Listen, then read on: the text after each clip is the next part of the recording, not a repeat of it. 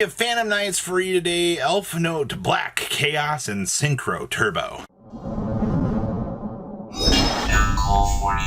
Make sure you guys smash the link crap out of that subscribe button so you guys don't miss out on more awesome content. So, Phantom Knights, this is an interesting topic of conversation. You know, the rank 3 turbo deck itself, you know, has been coming up with some kind of interesting, cool tech ideas.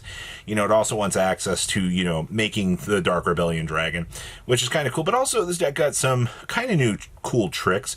But also, we're playing Predaplant cards in here, I guess, to make the boards feel a little bit more consistent. Obviously, Instant Fusion is just an absolute banger to be able to make, you know, the Predaplant that you want in terms of, you know, one turning into another is just really, really good. Also, this is level 3 access with the Darling Cobra, which does kind of open up some other topics of conversation for things you can do. I also do see we are playing Fusion sub in here as well. This is kind of cool. So you're telling me that I can actually just make the Predapower Fusion Dragon as an end board piece, just to kind of be able to turbo through and do some nasty things. And the answer is yes. Yes, you can. It's little things like that I kind of appreciate. It's also gives this deck kind of a new meaning, in my opinion. You know, you kind of get to curve into some different ideas. Also, I see we are playing Super Polys in here. You have the standard 2 targets that you want to see for the board breaking capabilities, which is just fine. But I don't know, man. I never really thought about, you know, what if we took Phantom Knights and combined them with Predaplants, you know? Is that a combo hybrid that should be working? The answer is no, not really. But it is an idea that, you know, kind of showcases some of the coolness that the current TCG is able to go through. So I actually kind of appreciate that. Oh, Rusty Tin Can, glad to see you're still around. Next up here, we have probably one of the more meta builds of the time right now. So right now, pre-Beyond the Brave, there's been a lot of topic of conversation about, you know, Elf Note kind of lacking a little bit in the back of the room. But there's also been the topic of, well, you know, what if we start to look at the splashable Black Magician of Chaos Mind Shuffle strategy stuff? You know, does that get us to a more consistent place? Because Griffo, Black Cast, none of this locks you in any sort of capacity. Actually, honestly, at the other side of the equation, I mean, it's just kind of more of a balancing sort of act than anything to kind of work with. So, okay, so we have our package in here. Our Elf Note package is kind of small-ish for what we want to see. I mean, you're working on 1 Power Patron, triple Lucinia. We also have Ginaldo in here as well. But there's one other interesting package in here.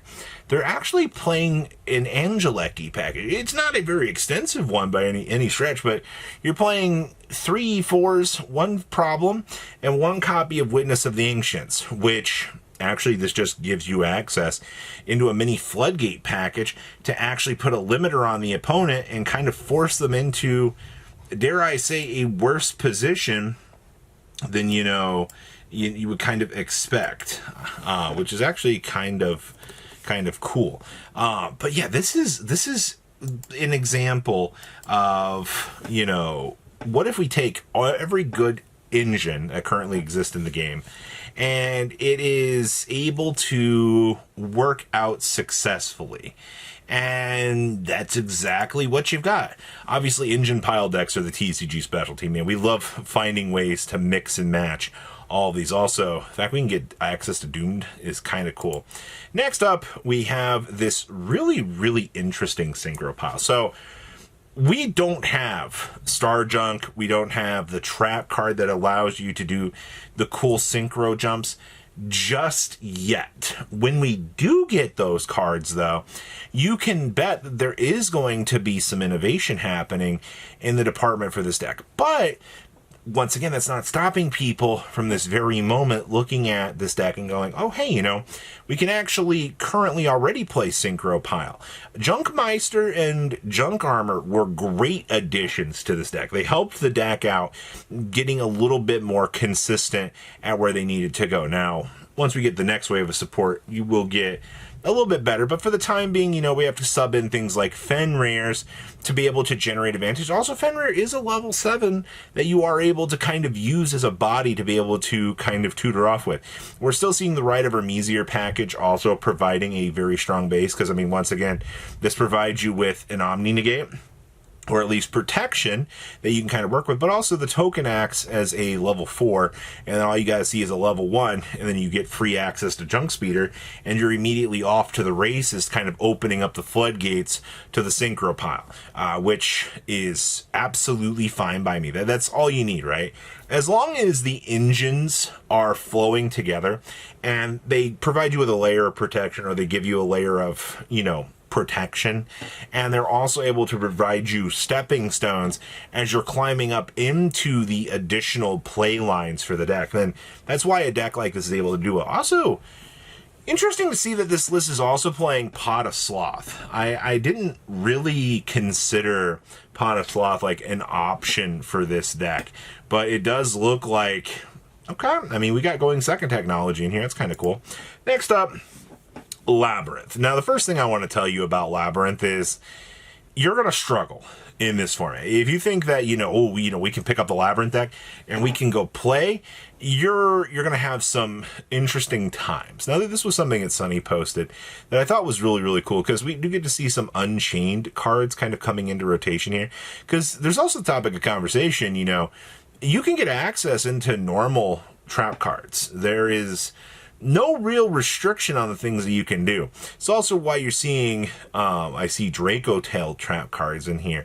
Keep in mind, Flame is still a targeting negate on a spell card. Sting is still a banish, potentially 2, from the opponent's graveyard. These are still control cards that, if you do see the other copy, can, rotate each other back and generate draw power for a deck like this. But once again, you have to see both of these.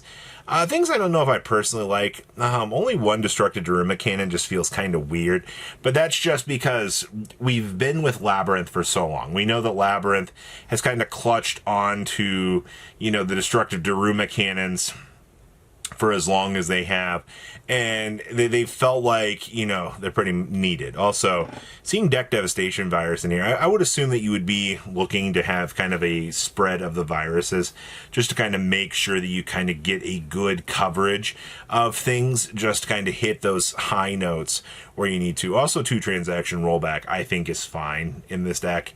3 is just, it is such a neg, and that's... It's actually very, very sad to say, man. I would love for this card to be better, but there's just not a reality right now where we can physically let this card kind of run around and do crazier things. It's just not highly viable. So that's some topic of conversation. And then we get to see Draco Tail. So evidently Draco Tail technology, I guess, is coming an interesting way right now. First of all, you did get access into Mixosia, which is kind of cool. This just generically across the board is just good spellcaster support. But also, we see more Pot of Sloth. I'm more intrigued with these lists that are choosing to play Pot of Sloth a little bit more freely in their list. Because honestly, going first, these cards are just awful. And they don't really do anything. So, but I guess there's really nothing in the side deck I would rather have in the matchup, or maybe, I don't know. This is a tech question for the current format that's interesting. We're also playing 2 Pharah, so maybe we're just choosing to go second so we can just drop Brand Diffusion, go to town, or drop the Pharah, chain up, steal the opponent's stuff off of the revive for this, because obviously Pharah being fusible is an entirely other topic of brokenness. Being able to reveal this, revealing Ketu, and then Ketuing this off, oh my god. I can imagine, I can feel the disgust coming with this. It's also not like you can't pivot into Brand Diffusion and drop this, because it is a dark, so... alright, sure. Definitely interesting concepts, to say the least. I'm glad to see that Pharah's getting even more broken time here within the course of the meta. But please, leave a comment down below, tell me what you guys think, and I will see your beautiful faces back here in a day, guys. Patrons, thank you.